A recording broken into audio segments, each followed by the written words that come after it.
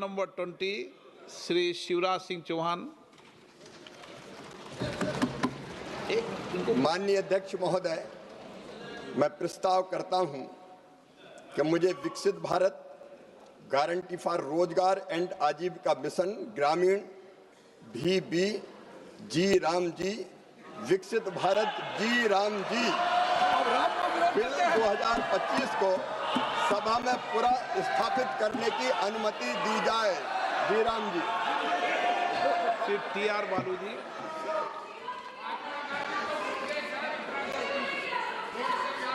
Sir, at the introduction stage itself, I oppose because Mahatma Gandhi once said, India lives in the villages.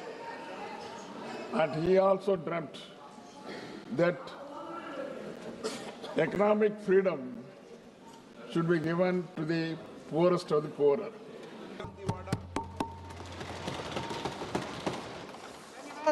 आदरणीय अध्यक्ष महोदय जी, मैं नियम 72(1) के तहत इस विधेयक को पुनर्स्थापित करने पर अपनी सख्त आपत्ति दर्ज करना चाहती हूं।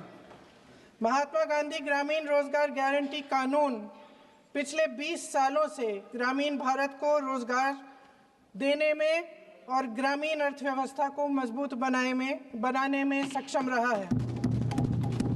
ये एक इतना क्रांतिकारी कानून है कि जब इसको हम कह के गए थे कम से कम उस महात्मा गांधी जी का अपमान नहीं करिए, ये हमारी प्रार्थना है।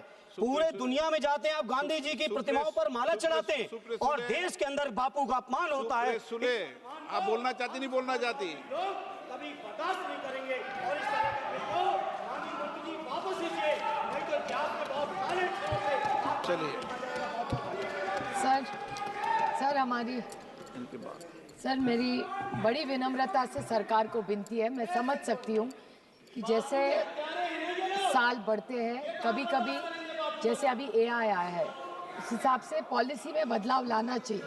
हम पॉलिसी के बदलाव के खिलाफ नहीं है, समय समय पे हर बिल को देखा चाहिए, सोचना चाहिए।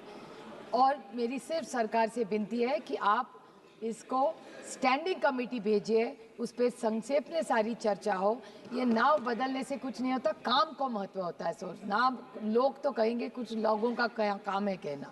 तो ये मेरी विनती है सरकार को कि आप पहले तो ऑब्जेक्शन है, हम पूरा विरोध करते हैं कि आप महात्मा गांधी जी का नाम इससे नहीं निकालेंगे। हम पूरी ताकत से इसका विरोध करेंगे और मेरी बड़ी विनम्रता से इनकी विनती है कि आप प्लीज़ इस पे चर्चा करवाइए और जो भी आप बदलाव इसमें पॉलिसी डिसीजन में ला रहे हैं वो एक स्टैंडिंग कमेटी पे भेजिए। आप ये फोर्स मत करिए सरकार के। Thank you. माननीय मंत्री जी। धन्यवाद माननीय अध्यक्ष जी। सबके विचार आगे। माननीय मंत्री। माननीय अध्यक्ष जी, महात्मा गांधी हमारे दिलों में बसते हैं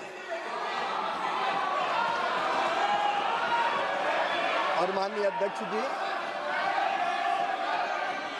महात्मा गांधी जी का, पंडित दीनदयाल जी का ये संकल्प था, ये देखो कि जो सबसे पीछे है, जो सबसे नीचे है, उनका कल्याण सबसे पहले किया जाए। और हम केवल महात्मा गांधी जी को मानते नहीं हैं, हम महात्मा गांधी जी की भी मानते हैं और उन्हीं के विचारों पर आधारित, पंडित दीनदयाल उपाध्याय जी के विचारों पर आधारित गरीब कल्याण की कई योजनाएं ये सरकार मोदी जी के नेतृत्व में चला रही है। और जहां तक मनरेगा का सवाल है, माननीय अध्यक्ष जी, कांग्रेस तो यूपीए तो केवल मनरेगा लेके आई थी, लेकिन 2,13,220 करोड़ रुपया यूपीए की सरकार ने मनरेगा पर खर्च किए थे। हमने 8,53,810 करोड़ रुपया गरीबों के कल्याण के लिए खर्च किए और इस योजना को और मजबूत करने की कोशिश की। और आज भी माननीय अध्यक्ष महोदय, तकलीफ क्या है?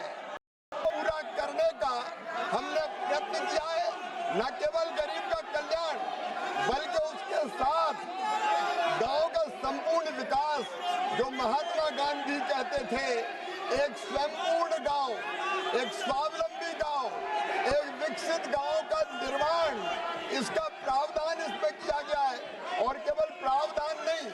माननीय अध्यक्ष महोदय, हमारी और प्रोटेक्शन दिया जाए, इसके लिए ये बिल लेके आए हैं।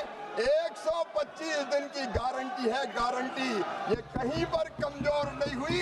उस गारंटी को हम पूरा करेंगे, गांव का संपूर्ण विकास भी करेंगे और कृषि और मजदूरी दोनों में संतुलन स्थापित करने का काम करेंगे।